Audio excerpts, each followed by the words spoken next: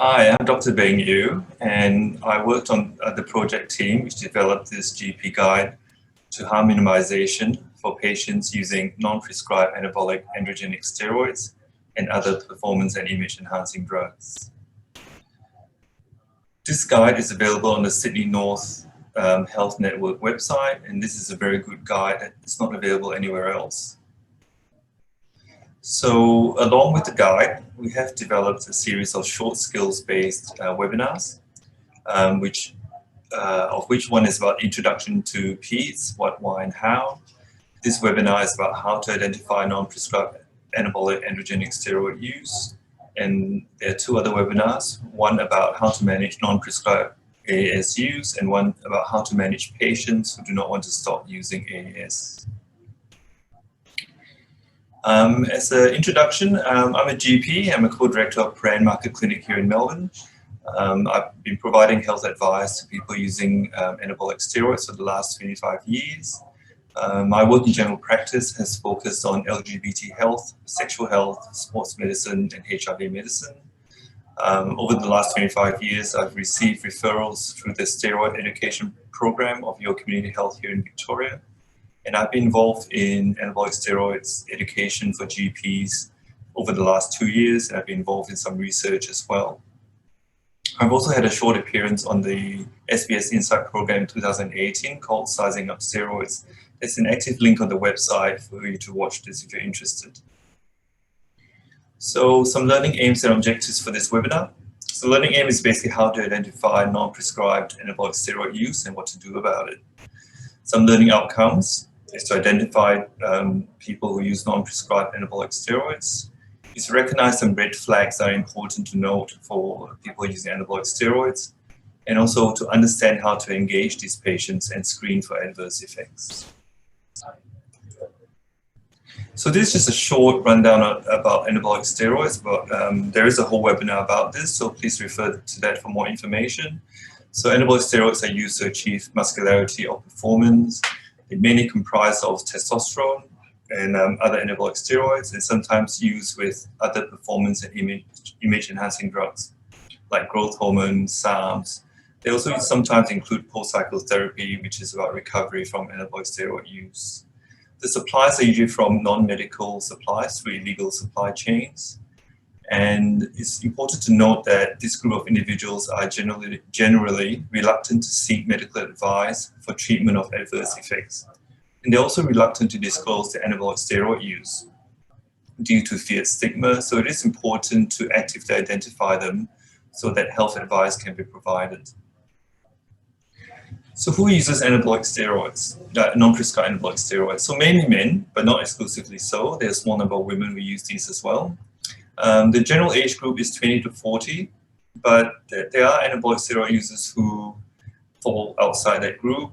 For example, there are stats that show that among secondary school students, 2 to 3% of them have tried anabolic steroids, which equates to maybe 30 to 40,000 secondary school students per year. Its use of anabolic steroids is banned in sports, so generally it's not used in any formal sporting competition. However, there are certain activities like bodybuilding or power sports which aren't drug tested, so its use is allowed. Generally, people use anabolic steroids for gaining muscularity or improving their performance with any physical activity. Who do we look out for? So firstly, some people might identify themselves. So if someone comes in saying they're using anabolic steroids or they present with side effects from anabolic steroid use, it's easy, but from experience, this is quite rare. So anyone who looks a bit like a bodybuilder, you might cross your mind, they might be anabolic steroids. Not to say that you need to use it to achieve the muscularity. Anyone who presents with symptoms or side effects, this picture is just someone with a lot of severe back acne, and you might look for signs like this. The other thing to look for is people who present with abscesses in the gluteal area. You might wonder if they're using anabolic steroids. But what's really important is anyone who might be going to the gym regularly and interested in looking muscular and interested in fitness might be using anabolic steroids. I think from my experience, I think the majority of people who come in here asking about anabolic steroids, you would not pick, from their appearance. I think the spread of anabolic steroids to just general gym users is quite significant. So how do you engage and offer advice about this? So it's opportunistic screening. So when they come in for general health checks, it's worth wondering about that. Sexual health checks, because of injecting, we often ask about injecting drug use of any sort, and that includes anabolic steroid use as well. And also, for example, someone coming with a high blood pressure, and if the young man comes in with high blood pressure and looks very fit, I would ask if they use substances and lead on to questions about anabolic steroid use. I think often it's important to ask open-ended questions without mentioning steroids. I think it's very confronting if the first thing you say is, to use anabolic steroids. So you can lead on to, with your gym use, do you use any supplements to help your gym work? Do you use any substances to assist? Do you use, creatine? Do you use peptides? Do you use SARMs? And leading on to that, they might volunteer it, or they can say on even steroids. I think it's also important then, if you mention steroids, to maybe clarify that, you're not wanting the information to judge them, but you're really interested in monitoring their health. And if they are using anabolic steroids, there are probably some additional things you'd like to do in their general health check to make sure they're not suffering any side effects. There are some red flags that are really important, I think, and for these patients, I think it's more important to engage them and talk to them, more strongly about anabolic steroid use. In young people, someone less than 21, it said, may not have reached their peak testosterone production yet. So by using anabolic steroids, they might suppress their testosterone production probably more severely and perhaps permanently as well. So I strongly encourage young people from starting anabolic steroids when they're too young. In someone, especially in men with increased cardiovascular risk, by that I mean that they might have, high blood pressure, high cholesterol, particularly men in their 40s now. I think that's important to stress that anabolic steroids increases that risk as well. Someone who describes a history of low testosterone. So if they originally had low testosterone anyway, using anabolic steroids would just continue to suppress that testosterone in the long term.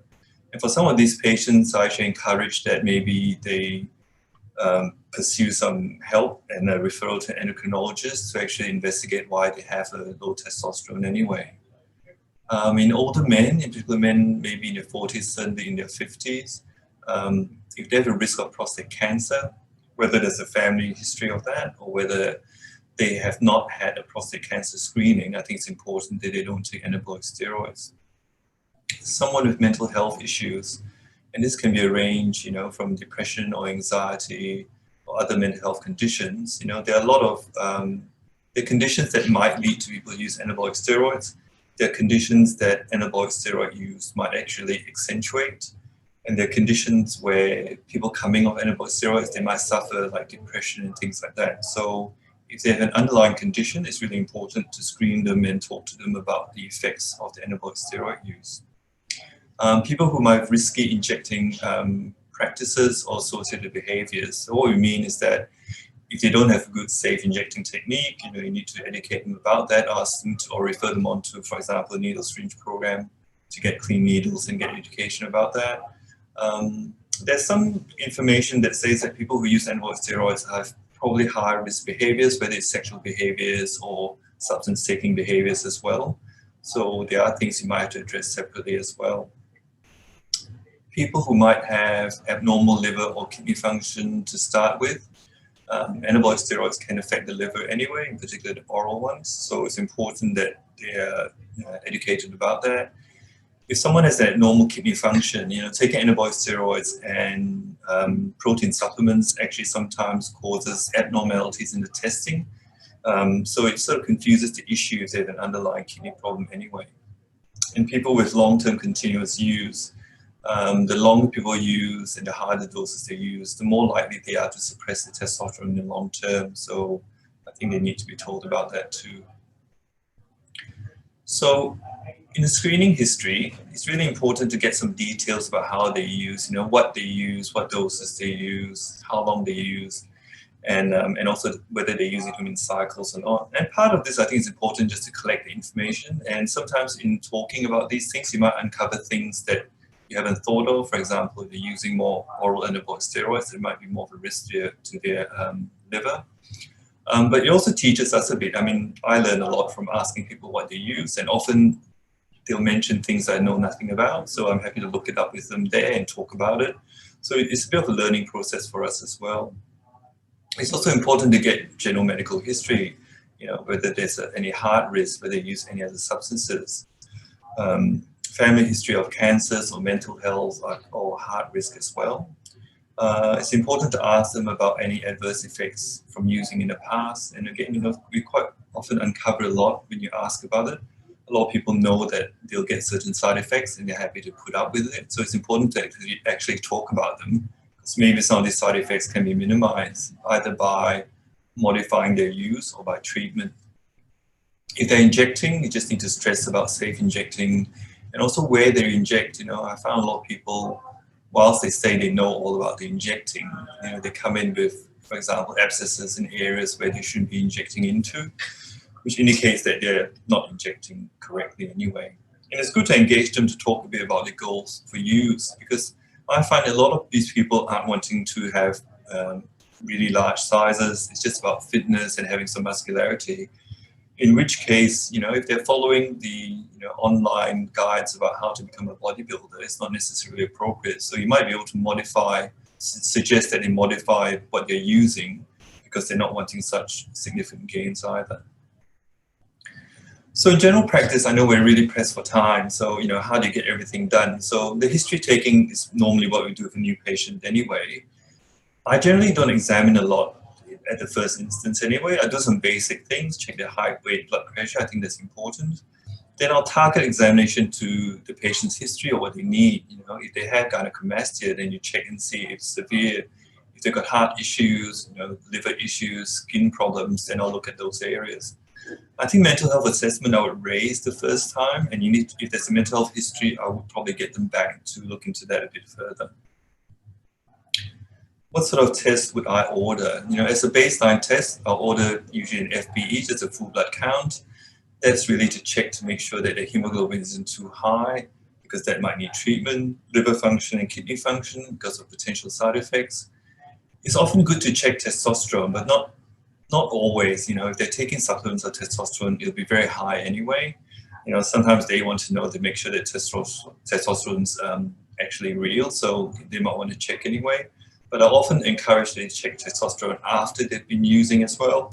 And for example, 3 months after they finish a cycle, it's worthwhile to check that recovered. I certainly encourage them to wait until their testosterone recovered before they even consider starting another cycle. Worthwhile checking the lipids. I check that routinely now. Just it's worthwhile checking cholesterol for most men who are using this. And other things, if appropriate, sexual health screening, if they're sexually active, hepatitis screening, I usually I'll offer it. Some people decline it. But I think mainly just as a matter of principle, because they're injecting, I want to make sure that they haven't contracted Hep B or Hep C anyway. Prostate screening for older men in particular. ECG or echocardiogram, in particular for people with a heart history, or you might have some concern that they might be damaging their heart. It's probably worthwhile doing some further investigations like that. I think it's also important to book in for some follow-up consultations. I would like to see someone normally 2 or 4 weeks after initial contact, partly to talk about the results and partly to follow up on some conversations that we might have started the first time. And also to reinforce the messages about the side effects of anabolic steroid use and what to look out for, so that they're well informed. It's also important to follow up, because often there are things you need to follow up on. If their testosterone levels are too high or too low, you want to do a repeat test. If there are reasons why they need to stop anabolic steroid use, then this is the time to start encouraging them and giving them good reasons why, if they're getting side effects. This is also the time that I might talk about, referrals for management. If they have a low testosterone, I'll talk to endocrinologists. If they've got heart issues, they might need to see a cardiologist. So it's important to do some follow-up. So In summary, non-prescribed anabolic steroids are used by bodybuilders, power sports participants, but also just gym goers wanting to achieve some gains. This population don't always disclose their practice due to fear of judgment and attitudes of health professionals that they've come across. So it is important to engage them. I don't think it's enough to actually wait for people to present with these issues, because we know that it's going to be quite hidden. So at any opportunity, we need to be able to ask or encourage them to disclose anabolic steroid use, and to cage it in a way that it's about monitoring their health. It's not about judging them, or it's not purely about asking them to stop. I think it's about harm minimization. I think by engaging in this, it is actually important by engagement to actually be able to modify their use or cease their use, but we can only do that by engaging them in the first place. So there's more information on all these different topics on the Sydney North Health Pathways. So they're all very useful tools to look at. And I would also like to thank my colleagues on the team that made the guide and webinars possible. Dr. Katinka van der Ven, Dr. Esther Han, Dr. Nicole Guder, Craig Parsons, and Pat Simmons, and Dr. Eva Jackson. Thank you very much.